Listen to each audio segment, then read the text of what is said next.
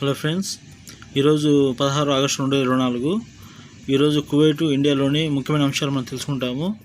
కువైట్లో మొదటగా ఈ హైవేస్ మీద న్యూ రైడర్ సిస్టాన్ని ప్రొవైడ్ చేశారు. వీటి వల్ల ఏంటంటే ఎవరైతే రెక్లెస్ డ్రైవింగ్ చేస్తున్నారో, ఎవరైతే సిగ్నల్స్ క్రాచ్ చేస్తున్నారో వాళ్ళందరినీ క్యాచ్ చేసడానికి new patrol system with advance టెక్నాలజీని వాళ్ళు సెట్ చేశారు. ఈ టెస్టింగ్ పీరియడ్లో ట్రాఫిక్ పోలీసు వాళ్ళు 85 వెహికల్స్ని స్పీడ్ ఎక్కువ క్రాస్ చేసి కనుగొన్నారు. 4 వెహికల్స్ని వాళ్ళు ఇల్లీగల్ స్ట్రీట్ రేసింగ్ చేస్తున్నారని కనుగొన్నారు. అలాగే motor bikes without driving licence, helmets, safety rules లేకుండా ఉండే వాటిని వాళ్ళు క్యాచ్ చేసి ఈ అడ్వాన్స్ టెక్నాలజీ సిస్టమ్ ద్వారా వాళ్ళు కనుగొన్నారు. సో వీళ్ళ మీద వైలెన్స్ ఆఫ్ ది లా కింద వాళ్ళ మీద కేసులు బుక్ చేసే అవకాశం ఉంది. మన భారతదేశ విదేశాంగ మంత్రి శ్రీ జయశంకర్ గారు కువైత్ పర్యటనకు ఇచ్చేస్తున్నారు. ఈ ఆదివారం అనగా 18వ తేదీ ఈ ఆదివారం కువైట్లో పర్యటన ఉంటుంది.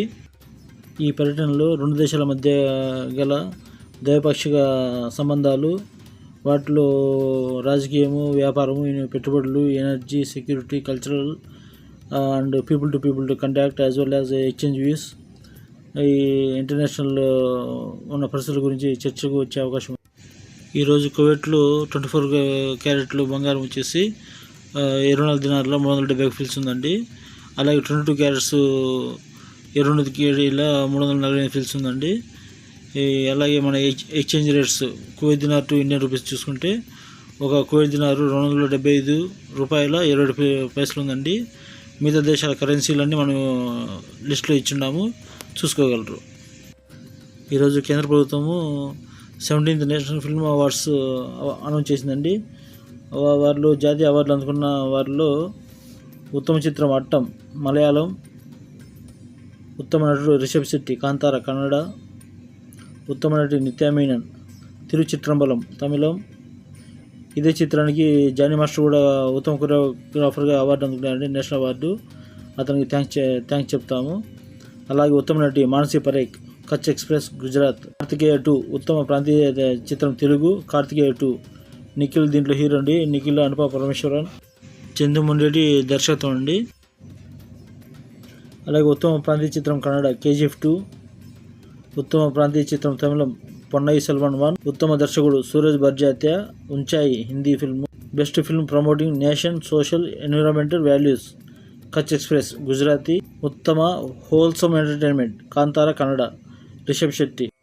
కాంగ్రెస్ అగ్రనేత రాహుల్ గాంధీ పౌరసత్వం విషయంలో సుబ్రహ్మణ్య స్వామి ఢిల్లీ హైకోర్టును ఆశ్రయించారు. లోక్సభలో ప్రతిపక్ష నేతగా ఉన్న రాహుల్ గాంధీ బ్రిటిష్ పౌరుడని సుబ్రహ్మణ్య స్వామి కొంతకాలంగా ఆరోపిస్తున్నారు. యూకేలో రిజిస్టర్ అయిన ఒక కంపెనీకి రాహుల్ గాంధీ డైరెక్టర్, సెక్రటరీగా ఉన్నారని చెబుతున్నారు. ఆ కంపెనీ వార్షిక నివేదికలో తనను తాను బ్రిటిష్ పౌరుడిగా గాంధీ పేర్కొన్నట్లు సుబ్రహ్మణ్య స్వామి తెలిపారు. ఇదే విషయమై 2019లో కేంద్ర హోంమంత్రిత్వ శాఖకు ఆయన లేఖ రాశారు. వేరే దేశంలో పౌరుడిగా ఉన్న వ్యక్తి దేశ పౌరసత్వాన్ని స్వచ్ఛందంగా వదులుకోవాల్సి ఉంటుందని తన లేఖలో ప్రస్తావించారు. అలా కలిగి ఉంటే రాజ్యాంగంలోని ఆర్టికల్ 9 భారతీయ పౌర చట్టం 1955ను ఉల్లంఘించడం అవుతుందని పేర్కొన్నారు. బంగ్లాదేశ్లో జరగాల్సిన మహిళల T20 ప్రపంచ కప్ వేదిక మారే అవకాశాలు కనిపిస్తున్నాయి. మే నెలలో ICC విడుదల చేసిన షెడ్యూల్ ప్రకారం అక్టోబర్ 3 నుంచి 20 తేదీ వరకు మహిళల T20 ప్రపంచ కప్ జరగాల్సి ఉంది. వారం రోజుల ముందుగానే సెప్టెంబర్ 27 నుంచి వార్మప్ మ్యాచ్లు మొదలవుతాయి. అయితే బంగ్లాదేశ్లో అనిశ్చితి చోటు చేసుకున్న తరుణంలో మ్యాచ్ నిర్వహణపై నీళ్లు కమ్ముకున్నాయి. ఈ నేపథ్యంలోనే దాదాపు అదే వాతావరణ పరిస్థితులు ఉన్న దేశాల్లో మ్యాచ్లు నిర్వహించాలని ICC యోచిస్తుంది. భారత్లో నిర్వహించాల్సిందిగా ICC చేసిన అభ్యర్థనను BCCI తిరస్కరించిన నేపథ్యంలో టోర్నీ నిర్వహణకు UAE ముందుకొచ్చింది. మరోవైపు తమ నిర్ణయాన్ని వెల్లడించేందుకు మరికొంత సమయం కావాలంటూ బంగ్లా క్రికెట్ బోర్డు ICCకి విజ్ఞప్తి చేసింది. ఒకవేళ అందుకు ICC అంగీకరిస్తే ఆగస్టు 20 జరగనున్న బోర్డు డైరెక్టర్ సమావేశంలో BCB తన నిర్ణయాన్ని చెప్పాల్సి ఉంటుంది. హైదరాబాద్లో భారీ వర్షం కురిసిందండి. రెడ్ అలర్ట్ ప్రకటించిన వాతావరణ శాఖ. నగరంలోని పలు ప్రాంతాల్లో మధ్యాహ్నం నుంచి భారీ వర్షం కురుస్తుంది. Secunderabad, Begumpet, Maredpally, Kowatpally, Moosapet, KBG colony, Bachupally, Medchal, Kandlakoya, Dundigal, Miyapur, Lingampally, Gachibowli, Ameerpet, Jubilee Hills, Koti, Lakdikapul, LB Nagar, Hayath Nagar తదితర ప్రాంతాల్లో భారీ వర్షం కురుస్తుంది. డ్రైనేజీలు పొంగడంతో రహదారులపై నీరు చేరింది. దీంతో వాహనదారులు ఇబ్బందులు ఎదుర్కొంటున్నారు. తమ ఈమెయిల్కు సమాధానం ఇవ్వలేదన్న కారణంతో ఓ ఉద్యోగిని విధుల నుంచి తొలగించిన సామాజిక మాధ్యమ దిగ్గజం ఎలాన్ మస్క్ ఎక్స్కు ఐర్లాండ్ వర్క్ ప్లేస్ కమిషన్ ముట్టికాయలు వేసింది. ఆ ఉద్యోగికి పరిహారంగా $6,02,640 అంటే భారతీయ కరెన్సీ ప్రకారం దాదాపు $5 కోట్ల చెల్లించాలని ఆదేశించింది. ఐర్లాండ్లో ఇంత భారీ పరిహారాన్ని చెల్లించాలని తీర్పడం ఇదే తొలిసారి. అసలు ఏం జరిగిందంటే 2022 డిసెంబర్లో ఎలాన్ మస్క్ ఉద్యోగులందరికీ ఓ ఈమెయిల్ను పంపించారు. అందులో ట్విట్టర్ని మెరుగుపరిచేందుకు ఉద్యోగులు అంకితభావం, సుదీర్ఘ పనిగంటలు కట్టుబడి ఉండాలని సూచించారు. ఈ ఈమెయిల్కి చివరిలో అవును కాదని ఆప్షన్లు ఇచ్చి అభిప్రాయం తెలపాలని సూచించారు. దీనికి ఎటువంటి సమాధానం ఇవ్వకపోతే ఉద్యోగానికి స్వచ్ఛందంగా రాజీనామా చేసినట్లు పరిగణిస్తామని షరతు విధించారు. నిర్ణయం తీసుకునేందుకు 3 నెలల సమయం కూడా ఇచ్చారు. ఇదే సంస్థలో 2018 నుంచి డబ్లిన్ కార్యాలయంలో ఉద్యోగం చేస్తున్న గ్యారీ రూనీ ఎలాన్ మస్క్ ఈమెయిల్కు ఎటువంటి సమాధానం ఇవ్వలేదు. దీంతో కారణాలు తెలపకుండానే అతన్ని స్వచ్ఛందంగా ఉద్యోగం నుంచి తొలగించారు.